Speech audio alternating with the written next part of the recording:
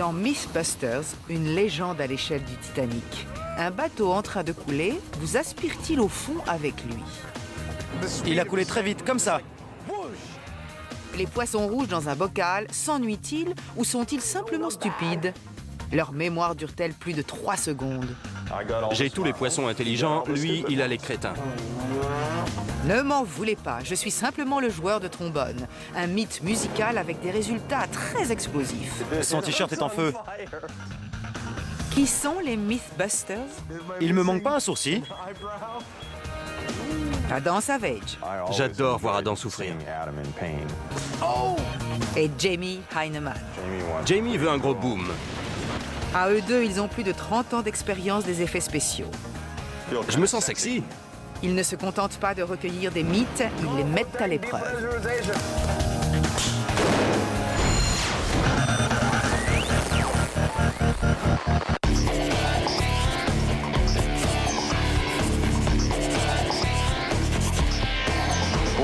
Bon, il existe un mythe selon lequel si on est sur un bateau et qu'il coule, on est aspiré avec lui. T'es en train de me dire que s'il coule, je coule aussi, parce qu'il va m'aspirer. Ouais.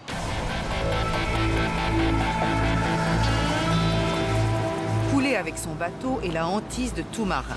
Ces images montrent les forces qui interviennent lorsqu'un navire de grande taille sombre.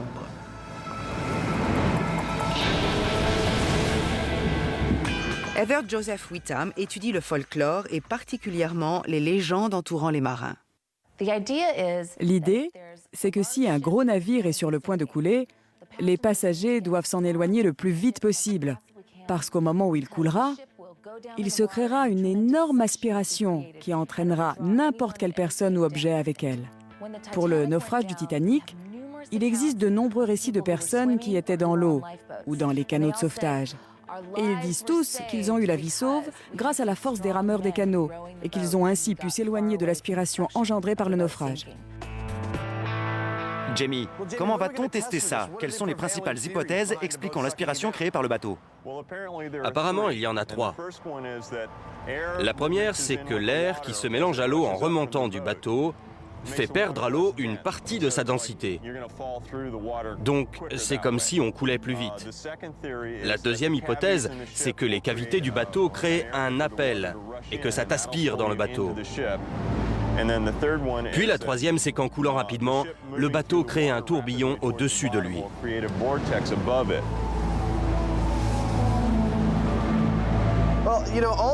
Bon, j'ai l'impression que ces 3 hypothèses sont assez simples pour qu'on puisse les vérifier au labo. Je pense pouvoir construire un petit bassin avec un diffuseur de bulles, quelques poids et quelques petits bateaux. Et comme ça, on testera les 3 hypothèses au labo. Moi, je continue de penser qu'on a aussi besoin d'un vrai bateau. Les gens ne comprendront pas si on ne fait pas l'expérience avec un vrai bateau.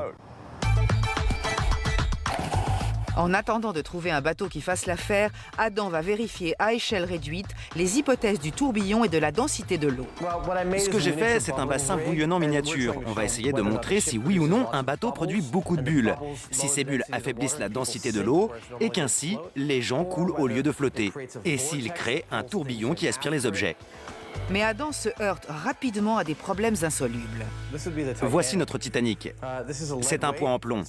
C'est rudement lourd. Et disons que ça, c'est notre passager. Prêt?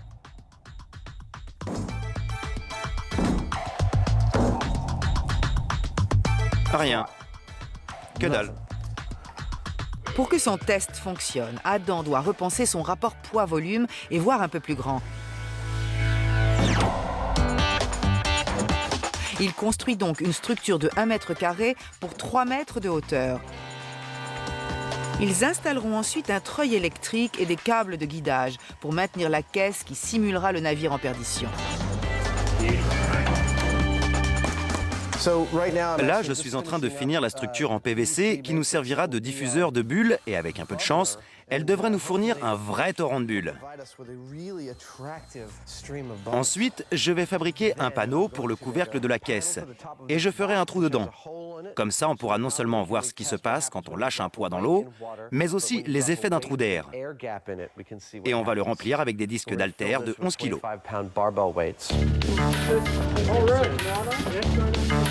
Pendant ce temps, la recherche du bateau idéal pour un naufrage commence dans la marina d'Embarcadero Cove à Oakland, en Californie. Ce ne sera pas facile. Le bateau qu'ils choisiront devra couler sans peine. Un bateau qui flotte trop bien leur poserait des problèmes. Oh, quelle ferraille! Au moins, ça me fera pas trop mal de le couler. Pour un bateau de cette taille, son volume est phénoménal et c'est ce qu'il nous faut. Ce bateau serait parfait pour nous s'il n'était pas en bois. Il va couler trop lentement parce qu'en principe, le bois flotte.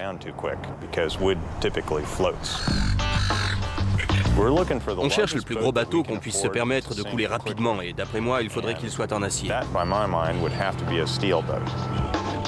Un gros remorqueur en acier attire leur attention, mais ils doivent rapidement admettre que cette vieille carcasse est bien au-dessus de leurs moyens.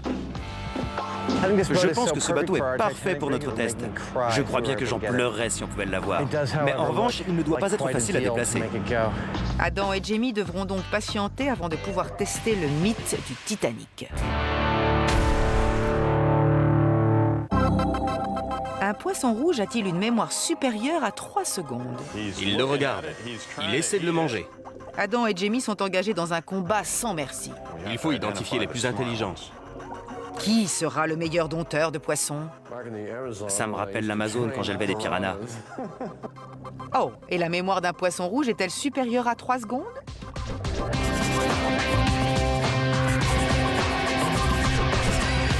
Plutôt reposante cette expérience, pas vrai, Jamie? Ouais, selon la légende, ça ne pose pas de problème de mettre des poissons rouges dans un bocal. Parce qu'ils sont si bêtes que le temps pour eux d'en faire le tour, en 3 secondes à peu près, ils ont oublié où ils étaient. Je pense qu'on raconte cette histoire pour nous déculpabiliser en nous permettant de garder des animaux dans des petits récipients, ce que l'on devrait normalement trouver cruel. On nous dit qu'on peut les garder dans des petits bocaux parce que chaque fois qu'ils en font le tour, c'est une nouvelle expérience pour eux. Donc, ce qu'on va tester, c'est la capacité de mémorisation du poisson rouge lambda. Oui. Ce que je pensais faire, c'est fabriquer un labyrinthe et apprendre aux poissons rouges à s'orienter dedans. S'ils en sont capables, on en saura un peu plus sur leur intelligence. Donc, tu ne parles pas seulement de tester l'intelligence des poissons rouges, mais celle des Mythbusters aussi.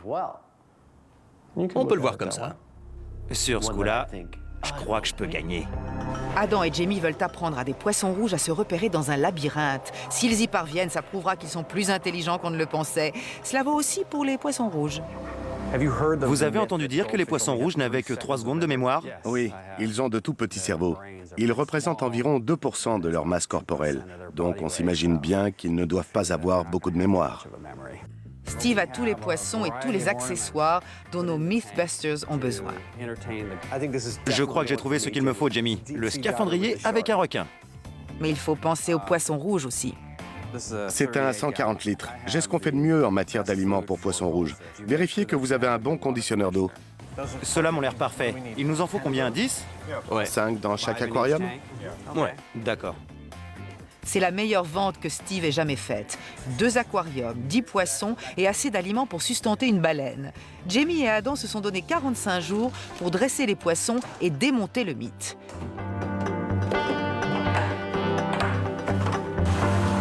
Ils ont chacun leur aquarium et leur méthode d'entraînement. La tension commence à monter. Je pense que le meilleur dresseur, c'est moi. Tout simplement parce qu'il faut de la patience pour élever des animaux. Et Adam n'est pas très patient. Il se trouve que Jamie a un autre avantage. Il a tenu autrefois une animalerie et connaît son affaire. En plus d'avoir fait partie des forces spéciales et d'être champion international de whist, et même d'être propriétaire d'un lion, Jamie est probablement l'une des seules personnes au monde à avoir appris à un poisson rouge à agiter une clochette. Moi, j'ai rien dans mon CV qui ressemble à l'élevage de poissons rouges. Ah, regardez ça. Aucunement intimidé, Adam est décidé à relever le défi et à apprendre à ses poissons à se diriger dans un labyrinthe. Je crois que je vais rien mettre sur le mien. Ah, vraiment?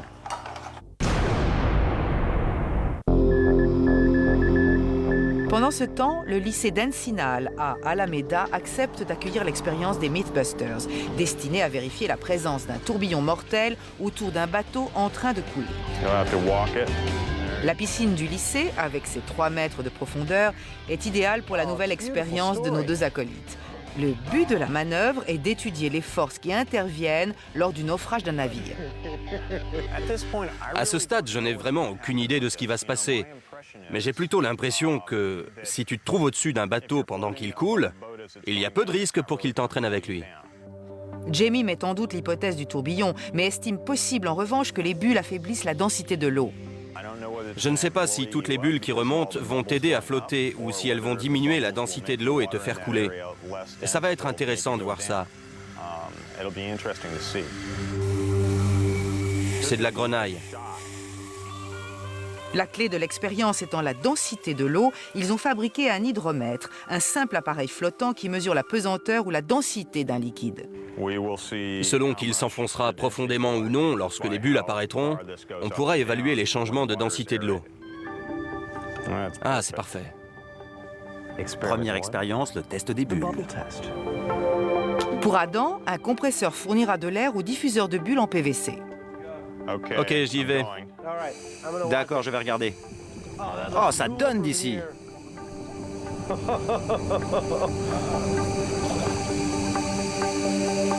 On dirait que ça s'enfonce. Oh, à pic.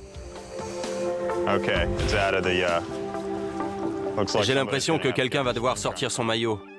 C'est une si belle journée et il n'en fallait pas plus à Adam pour aller se changer. Soyez sympa, ne montrez pas mes poignées d'amour, d'accord? Satisfaits des résultats de l'expérience sur l'effet des bulles, Adam et Jamie entendent maintenant découvrir si la submersion d'un volume crée une aspiration. Afin de réaliser une simulation aussi fidèle que possible d'un naufrage, une caisse est posée à la surface et lestée de 100 kg. Ils espèrent que l'afflux d'eau dans la caisse vide entraînera la formation d'un tourbillon. Joli.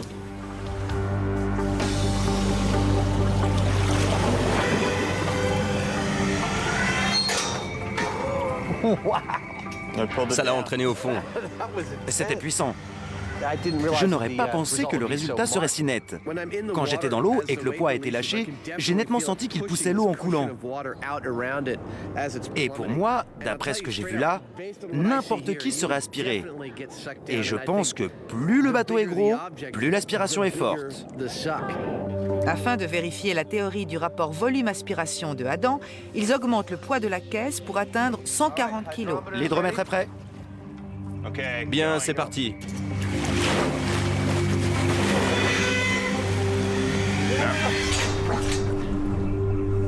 Joli bruit. Où est l'hydromètre? Il est là. Je crois que c'est sans équivoque. L'hydromètre est descendu jusqu'au fond et pendant un moment, il y est resté.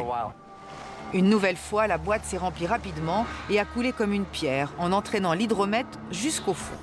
Maintenant, c'est au tour de Adam de tester le tourbillon.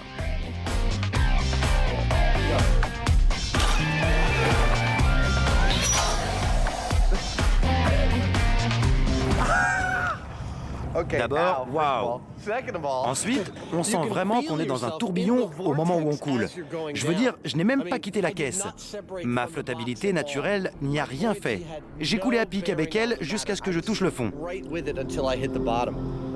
C'était puissant. Le test en piscine est terminé et Adam va maintenant se frotter aux conditions du réel. 2 bateaux ont d'ores et déjà été déclarés inaptes. Après une enquête approfondie, Adam et Jamie finissent par mettre la main sur un candidat sérieux. Il s'agit encore d'un remorqueur, mais celui-ci, ne pesant que 9 tonnes, est beaucoup plus adapté. Jolie petite carcasse de métal. À mon avis, il coulera comme une pierre. Il semble assez robuste, il y a pas mal de points d'attache pour l'arrimer et le soulever. Ça me paraît nickel. Il est génial, c'est exactement ce qu'il nous fallait. Bon, bien sûr, ça aurait été bien qu'il soit plus gros. Mais déjà, je peux te dire qu'un poids de 140 kg m'a envoyé au fond avec beaucoup plus de force que j'aurais cru. Ouais. Avec celui-là, ça devrait être assez pratique. Le bateau est choisi, reste maintenant à le préparer. On va percer quelques trous dans la coque. Couler un bateau n'est pas chose facile. Au Canada, la Société des récifs artificiels de Colombie-Britannique envoie régulièrement des navires indésirables par le fond. Il commence alors une nouvelle vie sous la forme de sites de plongée et d'habitats marins. Afin de couler les bateaux en toute sécurité, des trous sont percés dans chaque flanc pour que l'eau s'engouffre tout en permettant à l'air de sortir.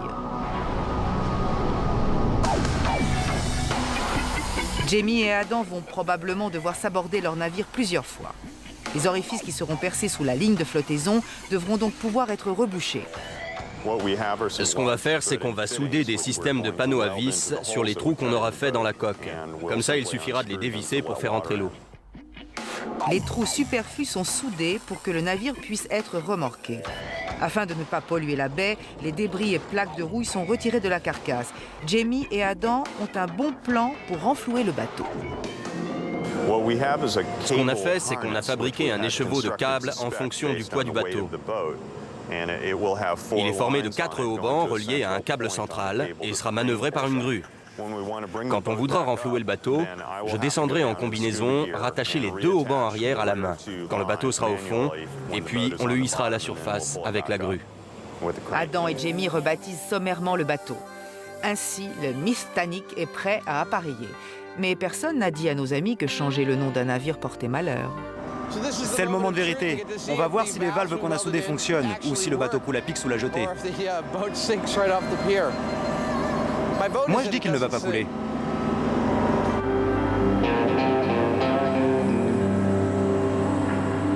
Bon, les valves fuient toutes les 3 au niveau des soudures. Ce sont des petites fuites. Peut-être qu'on pourra mettre une pompe de cale ce soir. Je ne sais pas. C'était les soudures de Jamie. S'il est une chose que Adam ne conteste pas, c'est la longue expérience qu'a Jamie de la plongée sous-marine. Il a tenu un centre de plongée pendant des années dans les Caraïbes. Je suis plongeur professionnel. J'ai plongé des milliers de fois, j'ai renfloué des navires. En fait, j'ai passé plusieurs années de ma vie sous l'eau. Mais je ne suis pas vraiment enthousiaste à l'idée de plonger là-dedans. J'aime quand l'eau est limpide, chaude et belle. Et là, on sera dans une baie où l'eau est froide, sombre et trouble. De retour dans les eaux sûres et limpides du laboratoire, c'est le premier jour de la grande expérience sur les poissons rouges. En leur apprenant à se diriger dans un labyrinthe élémentaire, Jamie et Adam tentent de démentir l'idée reçue selon laquelle la mémoire des poissons rouges n'excède pas 3 secondes. Mais le défi s'est déjà transformé en combat de titans. Adam et Jamie possèdent chacun leur aquarium et leurs poissons, et chacun veut prouver qu'il est le meilleur dresseur. La compétition devient acharnée. Je lui conseille de ne pas aller chercher un tuyau et de les nourrir avec. Sinon, je lui botte les fesses, c'est mon idée. En fait, l'idée de Jamie est complètement différente. Il perce des trous dans des carreaux de plastique colorés, qui d'après lui devraient attirer les poissons. Je vais les habituer à aller chercher leur nourriture dans un filet, au milieu d'un trou que je percerai dans un carré de couleur pour qu'ils le reconnaissent très facilement. Les trous de Jamie suscitent déjà de l'intérêt. Mais les poissons seront-ils autant captivés par les trous que Adam ?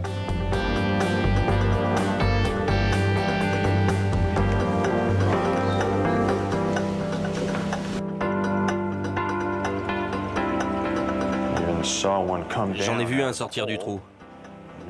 Ils vont peut-être commencer par regarder autour et ils finiront par le trouver. Ça y est, il le regarde. Il essaie de le manger.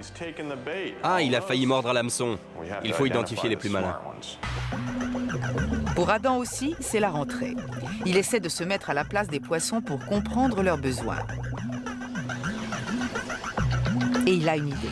Au lieu d'utiliser les cloisons d'aquarium achetées au magasin, Adam a décidé d'en fabriquer lui-même en plastique. Les poissons auront droit à un parcours sur mesure grâce à sa connaissance approfondie de leur comportement. Si je leur montre qu'ils peuvent traverser en confiance, ils comprendront peut-être qu'il y a un moyen de passer parce que là, tout ce qu'ils voient, c'est un cercle noir. Et ils ne savent pas qu'ils peuvent aller nager là-bas. Ils ont donc trouvé leur stratégie et la guerre des profondeurs peut commencer. Les cloisons de Adam contre le plastique flashy de Jamie. Que le meilleur gagne.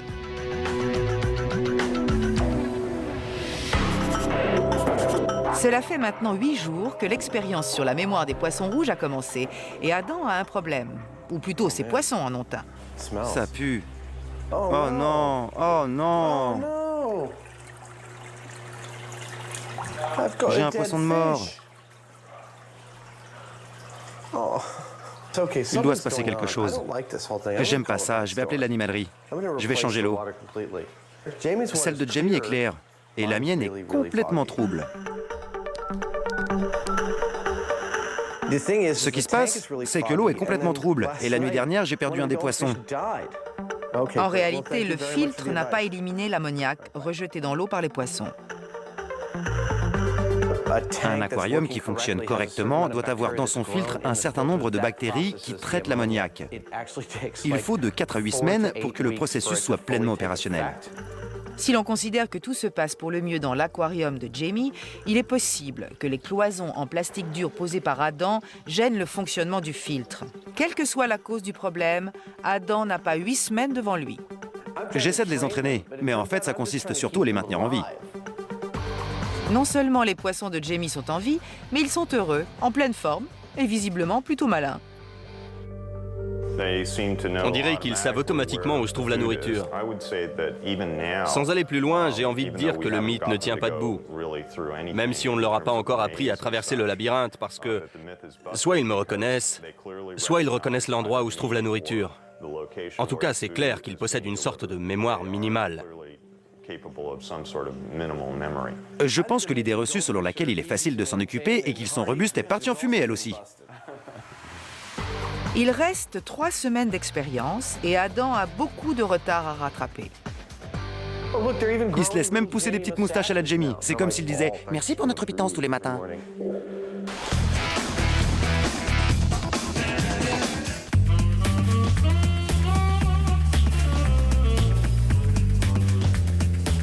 Les Mythbusters dans un magasin de musique. Jamie et Adam auraient-ils renoncé à leur méthode barbare? Celle-ci aurait-elle fait place à Mozart? On cherche quelque chose qui ressemble à un trombone. Bien. C'est pour un étudiant? En fait, c'est pour l'exploser. Vous voulez l'exploser? Donc, Jamie, si je comprends bien, le nouveau mythe à dégommer est musical. Oui, c'est l'histoire d'un trombone qui jouait l'ouverture 1812 de Tchaïkovski dans un orchestre.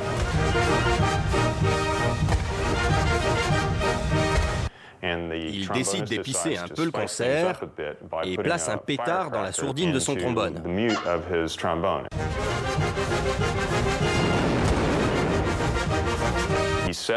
Il l'allume en pensant propulser la sourdine au-dessus du public.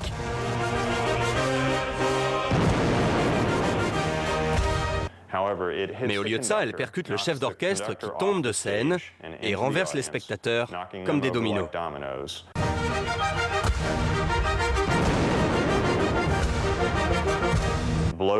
La déflagration explose le pavillon et éjecte la coulisse, qui frappe le second violoniste, je crois, et brûle les lèvres du joueur de trombone.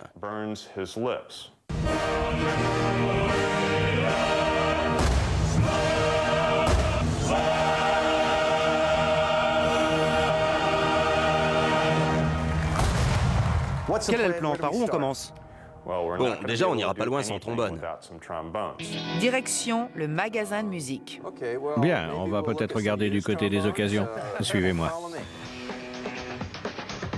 Au sous-sol, une bande de guélurons répare des instruments.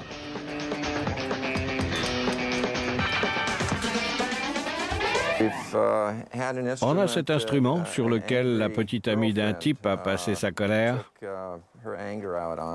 À l'origine, c'était un saxophone seulement Paris et il s'est fait démolir pour je ne sais quelle raison.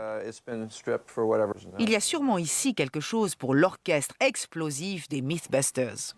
Ici, nous avons des trombones ténors standards qui sont généralement utilisés par des premiers trombones. Je pense qu'il nous faut quelque chose de vraiment basique. On ne veut pas priver les mélomanes d'un instrument en état de marche. On va se contenter d'en prendre un qui est foutu et le sortir de sa misère. J'imagine qu'ils explosent tous de la même manière. Les trombones sont choisis pour leur ultime concert. Adam et Jamie ont maintenant besoin d'une sourdine pour réduire le mythe au silence. Ouais, je crois que celle-là fera l'affaire. J'aime son look. Ouais, on dirait qu'elle est faite pour être tirée avec un Stinger. Maintenant qu'ils ont trouvé un instrument à leur convenance, il est temps de consulter leur souffre-douleur de longue date, Buster. Cette fois, il jouera le rôle du chef d'orchestre percuté par la sourdine, si toutefois on arrive à le faire tenir debout. Voyons si tu tiens debout. Tiens ma main. Un mannequin de crash test dont le nom technique dans l'industrie est en fait mannequin piéton. Le mannequin n'aura plus rien de piéton après l'explosion si on laisse carte blanche à Jamie. Il est en train de moudre la poudre généralement utilisée dans les fusées miniatures, mais qui, ici, propulsera la sourdine. J'ai fabriqué un long tube, de façon à ce qu'on puisse l'insérer comme ça, dans la sourdine. Et à mon avis, ça devrait lui donner une bonne propulsion, comme une fusée.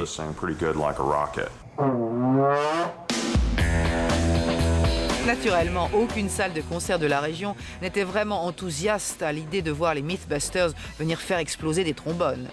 Adam et Jamie ont donc aménagé une scène à eux, plus sécurisée. Il est un peu disloqué. C'est comme essayer de faire tenir un mort debout. Une fois de plus, Buster sera aux premières loges, même si les feux de la rampe semblent avoir perdu de leur attrait. C'était une tentative d'évasion audacieuse, mais Buster ne pourra pas échapper au peloton des trombones.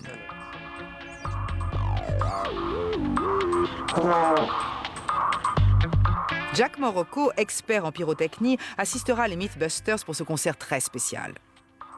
Une explosion de plus, la routine.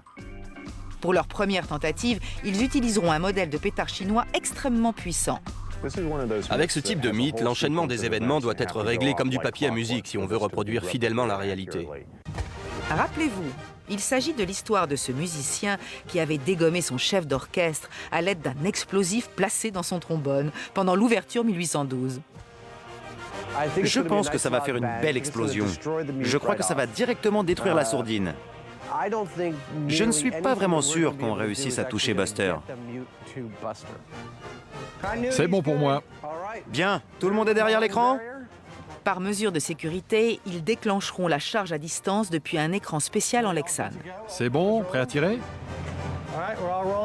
Donnez-nous un compte à rebours. Dans 3, 2, 1...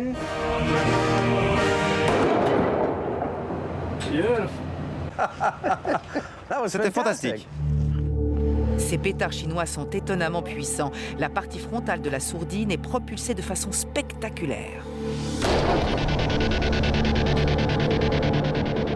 Ça l'a touché à la poitrine? Oui. Ça l'a percuté de plein fouet. Ça a fait exploser l'avant de la sourdine qui est allé percuter le pupitre et l'a fait tomber avant de toucher Buster. Elle aurait peut-être renversé Buster si elle n'avait pas percuté le pupitre avant. Le pavillon n'a pas l'air d'avoir souffert du tout. Pourtant, la partie de la sourdine qui était en contact avec le pavillon n'a pas bougé. Elle a eu vraiment du mal à sortir. Et toujours contrairement au mythe, la coulisse n'a pas bougé non plus. Le mythe est donc en partie infondé, mais nos Mythbusters veulent d'autres explosions pour leur peine. On remet ça? Bien sûr, pourquoi pas. Tu sais bien que quand tu commences à t'exciter, je deviens nerveux. Donc si tu pouvais te calmer juste un peu...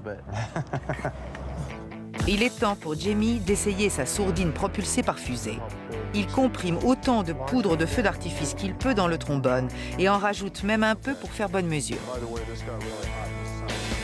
Hey Jack, Ouais. qu'est-ce que tu en penses? Et si on bourrait le pavillon de poudre? Ouais, ça risquerait de tout faire péter. C'est bien. C'est parfait. Retiens ta respiration.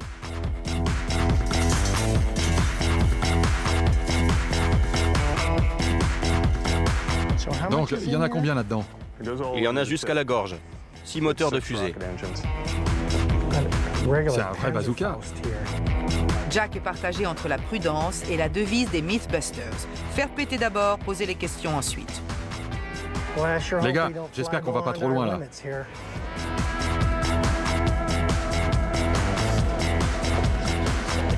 Mise à feu, dans 3, 2, 1...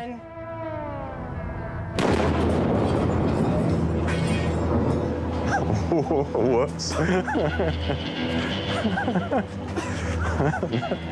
Well, it didn't go Ben, elle est allée nulle part. That is gunpowder. Nom d'un chien! Pourquoi il fume autant? Son t-shirt est en feu. Eh, regarde, la coulisse est encore là. Je pense que si elle n'est pas partie avec cette explosion... La coulisse est encore là. La sourdine est partie avec assez de puissance pour renverser Buster. Une fois de plus, il se demande s'il a bien fait de choisir le show business. Oh my God. Oh, c'est chaud. It'll be hot. Hey, yeah.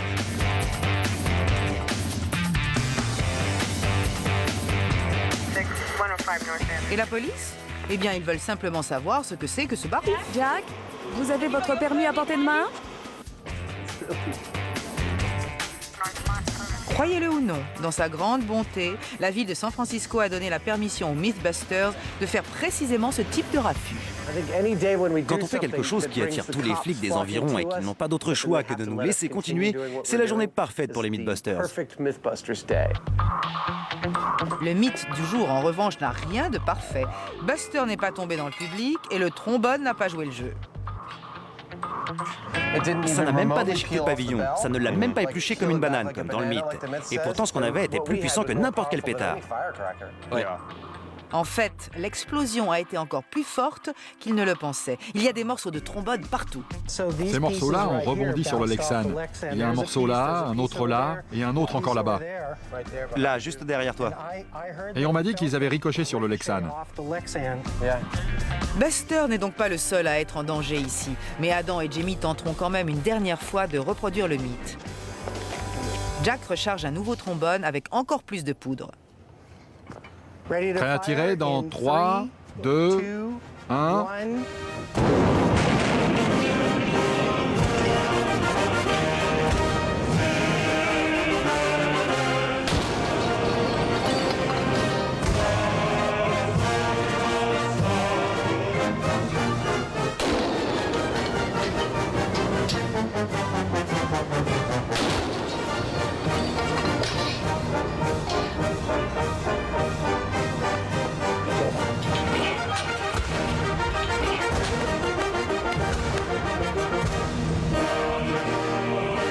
Malgré tous les efforts de Buster, on dirait que ce mythe n'a pas envie d'être reproduit.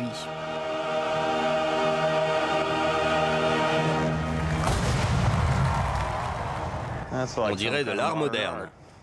Et la coulisse ne s'est pas détachée du trombone. On a réduit ce mythe en miettes, ce qui est plutôt rare pour nous. Il n'y a rien qui tienne debout. Hey, il fait encore du bruit.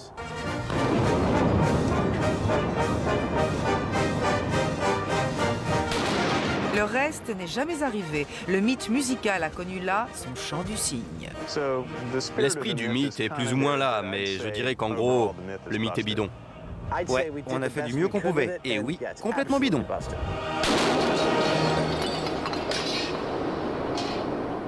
Cela fait bientôt 6 semaines que le défi des poissons rouges a commencé. Aujourd'hui, on va voir si les efforts des Mythbusters ont porté leurs fruits. Adam et Jamie testent le mythe selon lequel les poissons rouges n'ont qu'une mémoire de 3 secondes en essayant de leur apprendre à traverser un labyrinthe élémentaire. La technique Heinemann consiste à associer les aliments à du plastique orange.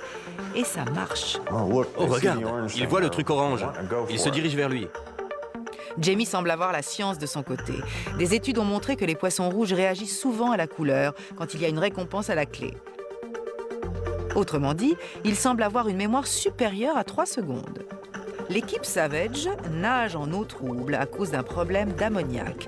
Il ne lui reste plus que 2 compétiteurs. Ils vont juste cogner leur tête là-haut dans le coin.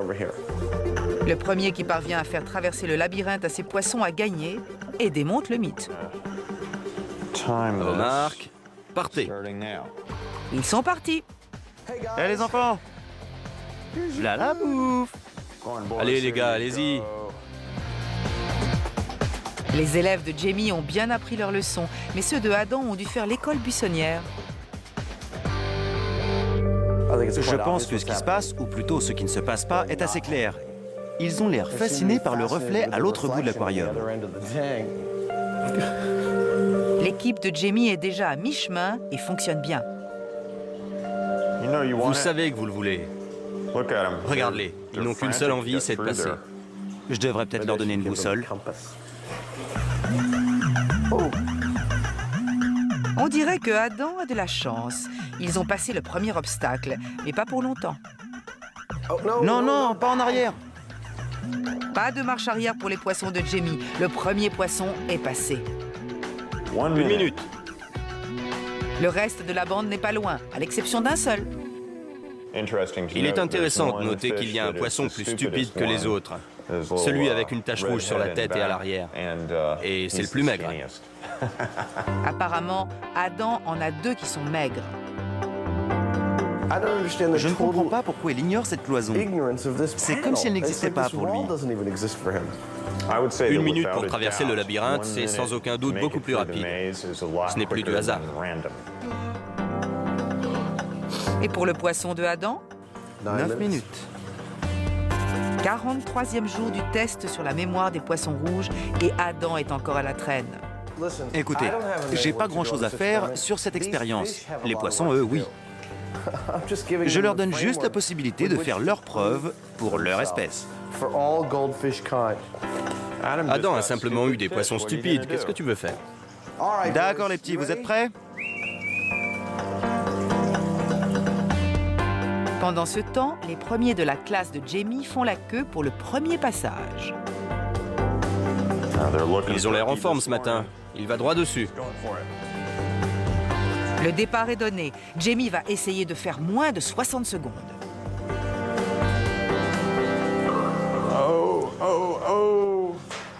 Ils ont mis, voyons, 25 secondes. C'est un record. Ils sont vraiment allés. Il faut y aller les gars. Les miens mangent leurs excréments. Ils n'ont pas l'air plus mal pour autant. Je sais que tout le monde va me tomber dessus pour avoir fait perdre du temps à ces poissons. Pourtant, ils sont tous les deux dans le deuxième sas. Oh, ils font demi-tour. Est-ce qu'ils ont une mémoire de 3 secondes? Je dirais oui, et même plus. George Barlow de l'Université de Berkeley en Californie est professeur de biologie intégrée et passionné de poissons rouges. J'imagine que c'est sujet à débat, mais est-ce qu'un comportement conditionné peut être qualifié de mémoire? Bien sûr. Pour tout exercice que vous apprenez à un animal et que vous revérifiez plus tard, il existe une manière très objective d'évaluer si la mémoire entre en jeu. Et d'après ce que vous m'avez dit, je dirais oui. Vous avez cassé l'idée reçue selon laquelle ils n'ont pas plus de 3 secondes de mémoire. L'une des raisons avancées pour expliquer ce mythe serait la volonté de ne pas culpabiliser les gens qui gardent des poissons rouges dans un bocal. Pensez-vous qu'il soit cruel de garder des poissons rouges dans un bocal comme ça? On ne le saura jamais. Adolf Hitler trouvait ça cruel parce qu'il n'avait pas de recoin où se cacher. Et il a promulgué une loi interdisant l'utilisation de bocaux pour garder des poissons rouges. Mais je pense qu'en général, l'immense majorité des poissons gardés dans des aquariums s'ennuient.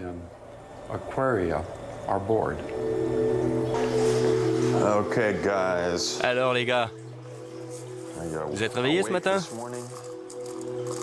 Jamie est persuadé que ces poissons font usage de toute leur mémoire. C'est le dernier jour, le 45e. Trouveront-ils leur nourriture plus rapidement? Voilà, c'est parti. Le chrono est lancé. Ça y est, ils traversent le premier. Ils repartent en arrière. Ah, on dirait qu'ils vont y arriver.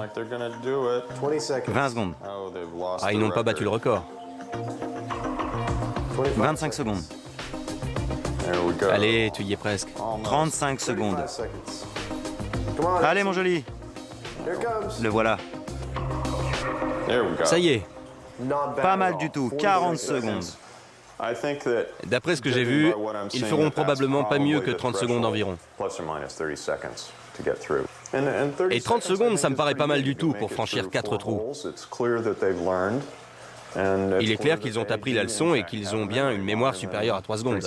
Absolument. Je suis impressionné par leur vitesse. Tu sais, mes poissons mettent en moyenne entre 3 et 20 minutes pour trouver leur nourriture. Tes pensionnaires, ça vaut aller, il n'y a pas de doute. Mythe bidon. Merci Adam. Bon, bonne nuit les poissons. Vous voyez, c'est ce genre de comportement qui l'a foutu dedans. Les trucs du style « Bonne nuit les poissons », oui, ça joue. Ils n'ont plus besoin d'être dressés.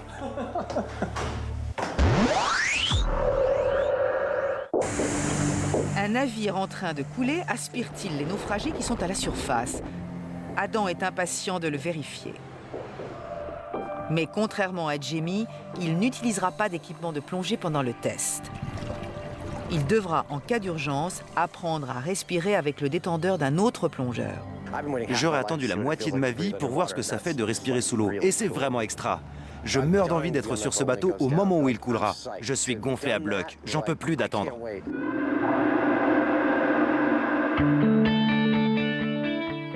Il existe de nombreuses histoires surprenantes de naufragés, en particulier les histoires de guerre. Mais aucune n'est plus évocatrice que celle datant du naufrage du Titanic. Une histoire qui va à l'encontre du mythe est celle du chef boulanger Charles Joffin. Le soir où le Titanic a coulé, il s'amusait beaucoup. Quand le naufrage est survenu, il était en train de boire un verre. Il s'est retrouvé à l'arrière du bateau au moment où le navire a sombré. Il a raconté que de s'enfoncer avec le bateau lui faisait tout à fait l'impression de descendre dans un ascenseur. Il a dit que c'était une descente tranquille et lorsque l'arrière du bateau a touché l'eau, il a juste fait un pas pour y entrer, sans même mouiller sa tête. Il a nagé pendant un petit moment avant d'être récupéré par un radeau de survie et il a survécu. C'est le jour du test et Adam est tellement excité qu'il s'est levé avant l'aube. Bonjour, bonjour. Bon, tous les autres se sont défilés. On dirait que je suis le seul à faire le voyage à travers la baie pour amener notre petit remorqueur jusqu'ici. C'est vraiment chouette d'être dans la baie à l'aube, au moment où le soleil se lève. C'est assez beau. Et notre petit remorqueur, le Titanic, tient bien la mer. Il devrait être prêt à couler. De l'autre côté de la baie, les ouvriers de la cale sèche de San Francisco se préparent en vue d'un événement inhabituel.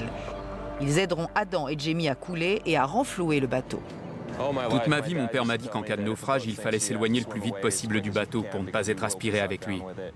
Le capitaine du remorqueur, Greg Urban, connaît bien ces eaux sombres et glacées, ainsi que les dangers qu'elles recèlent. J'ai hâte de voir ce qui va se passer. Je suis content de savoir que c'est vous qui serez sur le pont et pas moi. Je pense que vous allez être aspiré avec lui. Malgré cette sombre prédiction, Jamie reste confiant. Il fait un peu frisqué ce matin, mais il fait peut-être un peu plus chaud dans l'eau. Je ne sais pas pourquoi, mais je n'en suis pas si sûr. Malgré sa longue pratique de la plongée, Jamie sait que c'est risqué. Il a donc engagé un compagnon de plongée, Sean Willis, un professionnel qui possède 13 ans d'expérience. Difficile de connaître la visibilité à l'avance. Parfois, le courant peut l'améliorer. Mais les courants peuvent aussi remuer la vase du fond et troubler l'eau, ce qui rend la plongée un peu plus difficile, dangereuse et compliquée. Le remorqueur hale le Titanic jusqu'à l'extrémité de la cale sèche. Pour faciliter son renflouage, il sera coulé juste sous l'ombre de la grande grue. Avance, avance! Avance-le encore un peu! Une fois que le bateau sera coulé, on le retrouvera. On l'arrimera avec les câbles pour le remonter et on répétera l'opération jusqu'à ce qu'on ait trop froid ou qu'on soit trop crevé. Adam, pour information, il y a 15 mètres sous le bateau, là maintenant. 15 mètres d'eau glacée. Ce qui me fait le plus peur, c'est la sécurité de Adam. On ne sait pas exactement ce qui va se passer avec ce bateau. L'eau est noire, froide et profonde.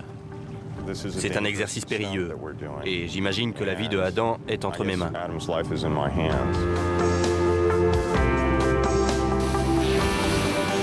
Adam enlève la bonde pour envoyer le Titanic par le fond. Ils ont ouvert une valve, une valve.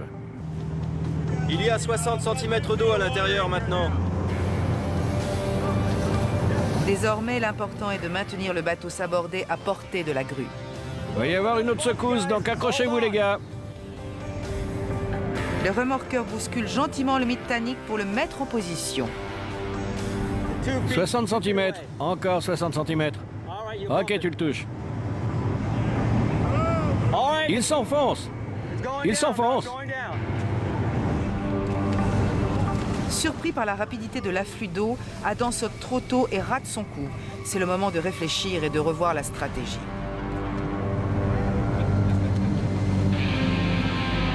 On sait parfaitement où il est. Il a coulé très vite, comme ça. Je sais bien que ma mission consistait à rester sur le bateau pour sentir l'aspiration. Mais quand j'étais dessus, mon corps m'a dit « Va là-bas, reste pas ici ». Réflexe de survie à un moment critique. Pendant que Adam médite sur son prochain flirt avec la mort, Jamie et Sean s'empoitent à refixer les remorques. Maintenant, la question est, ont-ils besoin de réitérer l'expérience? Ça m'étonnerait qu'on découvre quelque chose de nouveau avec ce bateau. Il nous faudra peut-être 5 ou 6 essais pour que l'expérience marche parfaitement. Et pour moi, ça représente avant tout beaucoup de travail. Mais si tu veux vraiment y aller, je suis partant. C'est simplement que c'était dur, quoi. Ouais. Le renflouage du bateau est une décision difficile à prendre, mais Adam et Jamie doivent obtenir un résultat. Ils décident de le refaire en laissant les câbles attachés. On a vu ce que faisait le bateau. Il n'y a rien de vraiment inquiétant. Je crois que c'est une bonne idée de descendre le bateau avec les câbles cette fois, parce qu'ils sont tellement lourds qu'ils couleront avec lui. Bien, accrochez-vous à cette extrémité, là. Ce sera leur dernière tentative d'en finir avec le vieux mythe du Titanic. Le navire aspirera-t-il quelqu'un avec lui? Faites gaffe aux câbles, les gars. Ne vous faites pas accrocher. Doucement. Il pourrait se retourner et vous seriez prisonnier. Attention, les gars. Attention.